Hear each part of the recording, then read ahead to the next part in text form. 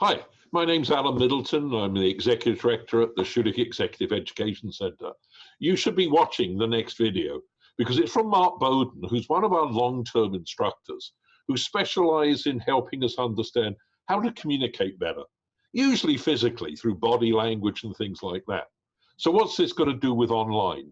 Well, as he will point out and demonstrate so nicely in the video, to get online working almost as effectively for the instructor as in person, there are some few basic tips that we need to pay attention to.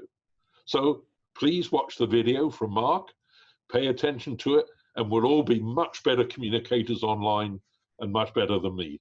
Thank you. Hi there, Mark Bowden here, and welcome to the home office quarantine that I now work from. Look, these are extraordinary times, I know, for everybody. Just give me 3 minutes of your time, and what I want to help you with is how you can best communicate, relate, and really be empathetic towards people when you are communicating via this method that we're all having to use now of some kind of digital communication system.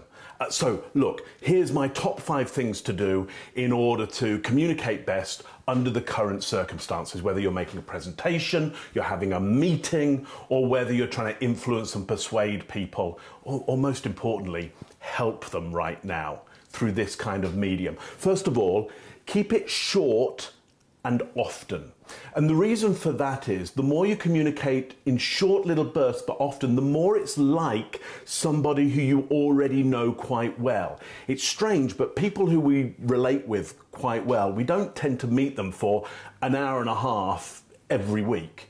We tend to meet them in little chunks now and again, or several times throughout the day. So if you could just kind of emulate that a little more by calling in with your colleagues, your clients, a little more often, but for little shorter amounts of time, that can be really helpful. Raise the camera that you have, maybe on your laptop like this for me, to eye level. What tends to happen is we tend to get into these situations and use our laptop as a laptop, and so it ends up in this kind of situation here, and you end up looking up your colleague's nose. All you need to do is get your recycle bin and or a cardboard box or something like that. Just pop it on top like that, and there you go. Now we're at an eye level with each other. Feels a lot better, yeah? Sort of smile. I know, it's like, yeah, it's really tough times. Everybody's feeling it, and some, way worse than others.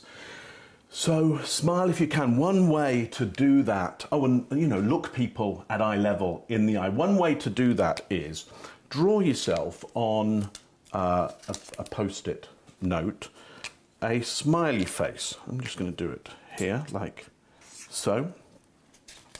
And then you post that over the top of your camera, like I've done here, and it just attracts your attention to the camera and gives you that smile, which your instinct easily gravitates towards and repeats back that smile. It just means I pay more attention to the camera than I do my own image here.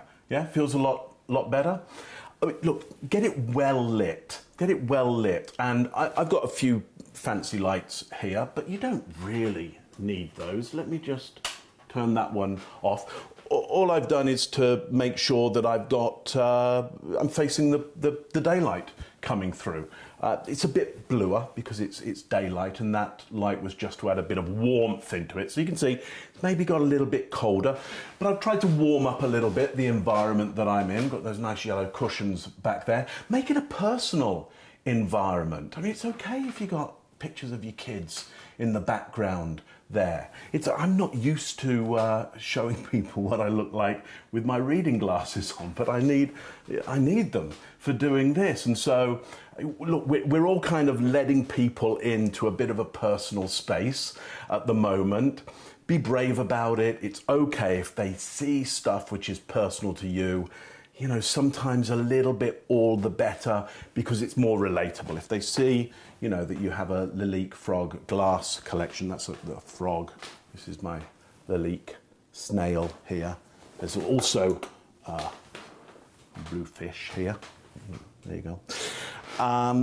look, it's personal, it's relatable. We're all in this a little bit together, aren't we? So it's a great opportunity in many ways to let colleagues and clients see a little bit more of you. Although I'm poking around there because I've got my list of things to get through pinned up, just up here. Again, I don't mind showing you that because it's worth you seeing the reality of the situation that we're in right now. Keep the frame animated. It's something we've known from film and television for, well, over a century now. Is that it's a visual medium. It's really important that it's animated. So don't be afraid to be lively, fill the frame, even look, get up if you need to present something to somebody. Grab a whiteboard, big piece of card, write things out for people. Stay animated. They'll be more motivated, more drawn in if you're a little bit more lively. That doesn't mean, you have to go,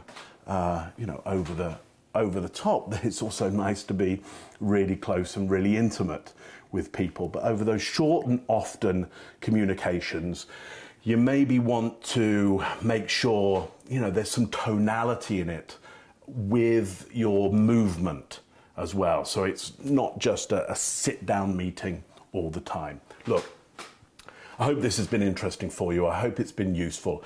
There's plenty more I could tell you, and if you do want to know more, just let us know. Would love to tell you more. Really, at the moment, all I want to do is help you make the very best of this. This is an important moment for all of us, really, to show our colleagues our best, to show our clients, our customers our best, but probably most importantly, to show ourselves that we can be our best in these extraordinary situations. Thanks for listening. See you soon. Bye now.